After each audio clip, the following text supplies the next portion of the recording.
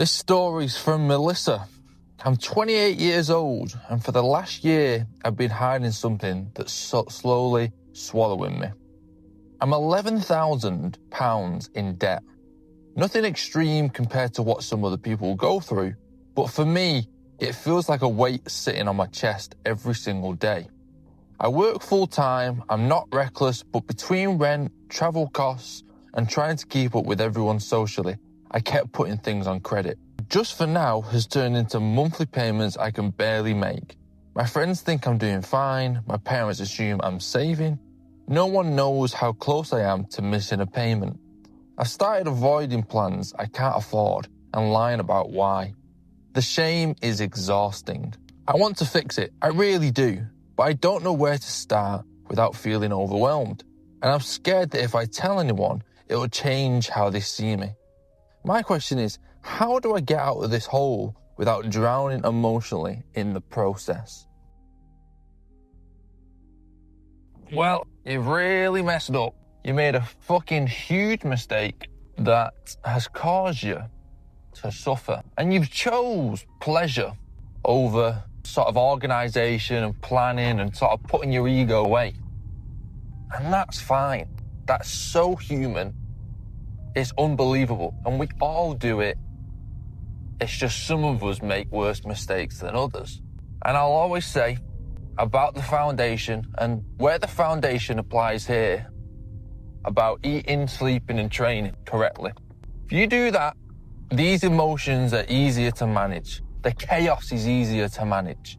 And not only that, if you have that in place, it minimizes the chance of you making a mistake like this. Being emotional, of being chaotic and erratic and searching for that instant gratification. And that's the problem here. You've said that's not really how you are, but it's hard to not do it. It's hard to not just willy-nilly spend your money when you've not suffered financially. And I think that's a big issue here, is it's a lesson because sometimes money can feel like it's just a game. When you've not had to suffer financially, when you've not grown up poor and had absolutely nothing, you almost don't feel the value of the money that you're spending. The £5 here, the £10 there, you're not desperate for it, you're not clinging onto it. And there's positives and negatives of that life where you grow up and you're struggling for money. There are definitely, you can overspend even when that situation comes, if that's the way you've been raised. But also don't compare yourself and look and say, my situation better than this or worse than this. One of the things you say is, it's not that bad in comparison to maybe other people. But to me, to be £11,000 in debt off just general spending is crazy for me. Sorry to judge. It's what my norm is. So obviously my point is not to judge, but the point is that seems like your norm. It seems a bit normal to you. I don't know, that's where it shows to me. Maybe you've not struggled so much financially growing up, which again, it's not a criticism. It's not saying you've had a luxurious life. It's just the reality of things that may have caused you to be in this situation. And you've got to know that it's not dire. You got yourself in the situation. You can get yourself out of the situation. It's a case of maths and controlling your emotions. There's a great guy to watch on YouTube when it comes to debt. And his name is Dave Ramsey. And he just, if you listen to the stories on his show, your £11,000 is pretty tame. Some people are in 200 grand's worth of debt, which is crazy. But that happens in life. Life gets away from you. Life is stressful. Life is hard. And your coping mechanisms are ones that are expensive, unhealthy in a sense. So when it comes to finances, it's just simple maths from now on. Look at what you're earning. Can you increase that earning? You're going to have to suffer and do more shifts. And you're going to have to manage it and plan it and say, how long do you want to take paying this off? But it's simply make a plan and start paying it off. Start paying it off. And the thing is, do not increase the amount you're going to spend. You're doing the absolute correct thing by saying, listen, I can't come out to this social event. You've used up all your tokens. That's all money is. You've used up all your tokens for your social pleasure of spending. That's all. Some people will spend 11 grand over 4 years of doing that. You've just done it in a shorter period of time which now just means you've got a delay, which teaches you lessons. It teaches you that instant gratification isn't the way, that you have to stagger it, that you have to organize yourself. And the only difference with your situation and let's say my situation is I've been told this advice and other people around you have been told this advice and they've listened and they've understood it. For me, I'd be too scared to be in that position of spending that amount of money. And some people just have to touch the fire to see the lesson, even if they've been told. And some people just aren't told that lesson. But I know when I had a credit card, I was slowly getting into the same position as you. And I've been taught how to be, and I know how to control my emotions in a way. And it still got me. I was still racking up at least $2,000 and having to pay it off. And when I got to the only difference between me and you is I went up to $2,000, you went up to $11,000. Because $2,000 scared me so much that I knew I had to cut back. And I just put things in position where I just got rid of the credit card. I understand you need credit for this, this, and this. Bullshit, you don't need it. And I've done a video in the past on why you don't need credit cards. You don't need credit. Everyone thinks you need it to get a mortgage. I stopped having one. I actually got rid of mine at a wrong time, just before I got a mortgage, so it negatively impacted me. It wasn't even like, oh, I didn't have a credit card, so it's neutral. No, I got rid of it and it negatively impacted me. And I could still get the mortgage that I wanted. And if you can't get the mortgage that you want, your earnings aren't enough to get the house that you want. Stop living above your expectation. And that's what's happening in this situation. You're living above your expectation. And it's so hard to do because when you have an option to spend that money that isn't yours, we're human, we're emotional. You're going to do it. So remove that temptation. That's what I say. Remove it. Because even the strongest of us struggle to do that.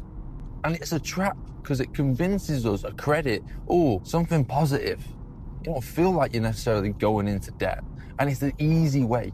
I mean, it's simple. You've got to increase your income and reduce your spending, put them together, and you'll knock it out in no time, while also adding to control yourself emotionally, which again is where the foundation comes into play. And the biggest thing here with the struggle, because the first bit is the advice. We all know the advice, we all know what we need to do, but the emotional part is the most difficult part in this situation, because again, you're suffering silently, and we all do it. I'm sure I'll include this point in every fucking video that I ever make, because we all do it so much, and we all almost can't help doing it. You almost need that shame. You almost need that embarrassment of telling everyone the mistake you've made, so it sticks. You need to feel negative. This is what people do. We avoid feeling negatively. We avoid feeling bad and shameful and embarrassed. But those emotions, pain teaches us. Pain is a great teacher, and it'll make it stick. If you hide this shame, if you hide this embarrassment, you'll just do it again because you'll feel like you got away with it. If you don't tell anyone, you'll feel like, oh, thank God I got away with that one. That was embarrassing, won't do it again. But what happens is the emotions of pleasure overtake any silly decisions you're making. That's why we all know the silly decisions. We all know the wrong decisions, but why do we make them? Because emotionally, we prioritize pleasure. But if the risk of shame and embarrassment, if the negative is higher than the pleasure, most of the time we don't make that same mistake again. And that's one reason you've got to tell people. And the second reason you've got to tell people is they're here to help you. You will feel the shame. It won't be as big as you think it will be in your mind, but you'll still feel it. But it won't last as long as what you think. It will all be all right in the end. Tell your parents. The thing is, right, the people around you, if they're going to judge you about it, they've got unrealistic perspectives about life. And most of the time, your parents understand because they've been in that situation themselves. We forget that we relate to our parents so much emotionally, and the way we make decisions. You might not see it now because they're an adult, But when they were younger, they've made silly mistakes. They've made stupid mistakes, and we all do. That's why they will have made stupid mistakes. So first of all, go to your parents and literally say, right, I'm in trouble here. Because think of yourself as a parent. If that was your child, you would want them to come to you for help. Sure, you might tell them off and whatever, but you're going to help them because you're the adult, you're the parent. You care for your child. So first of all, your family is the first place you should be turning to. Maybe they can help you out financially. Hopefully not, in a sense, because again, you need to learn the lesson to not get yourself stuck again. But they can be there emotionally, and they can be there to literally say, listen, you'll be fine. Go to them with your plan and listen and say, Mum, Dad, my plan is, listen, Mum, Dad, I've fucked up. I've got 11 grand's worth of debt. I know I've been bad. You admit that you've been bad, that you've made bad decisions. Accountability is one of the hardest bloody steps in life. And you've smashed it and you're saying it, so you realise and you acknowledge that you've made a mistake, and you're not racking them up even higher. You don't realise how far ahead in this problem you actually already are, and you just need that helping hand to get you to this finish line. And that's what your parents will be. You go to them with a plan and you say, listen, I know I've fucked up, I know I've messed up, I get it. Listen, we all make mistakes and I acknowledge that. And I've been daft, and hey, listen, let's not do it again. And here's my plan. I'm going to increase how many hours I work, or I'm going to increase my income. I'm going to reduce my spending, and I'm going to get rid of credit cards. I'm going to get rid of temptations that are going to make this situation worse. And I might need some help controlling all that. I might need a little bit of pressure over my shoulder to keep me in line. And then you turn around to your friends and you tell them what fucking mess you're in. Because then there's no pressure socially. And you know what? Even if you've got great friends, they might even adjust for you socially. Listen, we'll go somewhere that's not expensive for you, so you can still have a good time. Listen, maybe we'll go somewhere that don't cost money. Maybe we'll just chill around the house. Get a few drinks. We'll get them on us. Maybe your friends will comfort you. Maybe your friends will even say, listen, we're struggling with the same thing. We're all in the same boat here. We're all trying to live a life that we ain't got because we think each other wants to do it. Or I look at you and say, you can do it. You seem like you can afford it. It's a bit embarrassing if I can't afford it. But most of the time, you'll sit around your friends and you'll go, this is expensive, innit? And they'll all agree. And they'll all go, fucking hell, should we do something cheaper next time? Most people are in the same boat as you. Feeling embarrassed. Everyone feels embarrassed. But everyone keeps it inside them. It's a stupid thing we do, that we all live in this fantasy where we think we don't live the same lives. Our ego almost wants to make us feel special and not sort of categorize us all in the same boat because we want to feel special. But we're all the same. And another thing is, if you express this situation to other people and no one relates to you, maybe they've just not got to that point yet where they could make that problem. You can be an example for them as a lesson, because you've not had that person in life, or if you've got that person in your life, you've not fucking seen it. So you can be that for someone else. That's what people don't understand about talking about the emotions and the struggles they're going through.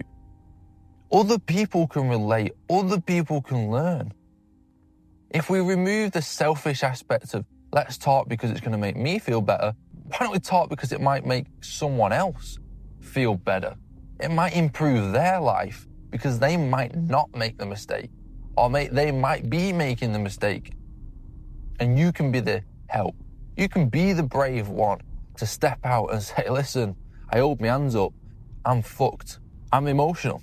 Life isn't perfect. And if you're the one that steps out and say that, just think about what other problems someone else could offer up.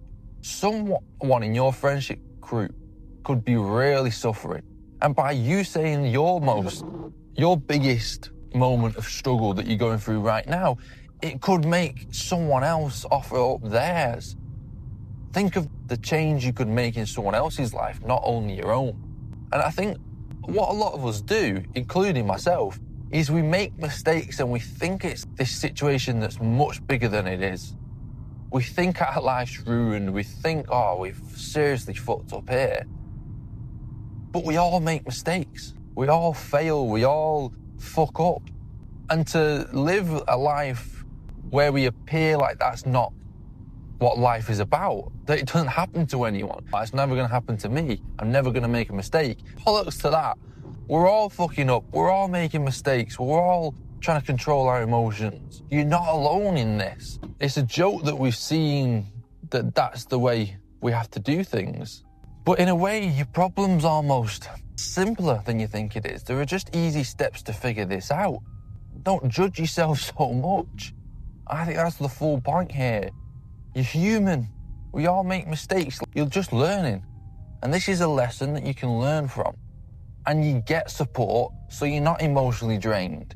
But yeah, good luck to that one. But yeah, peace.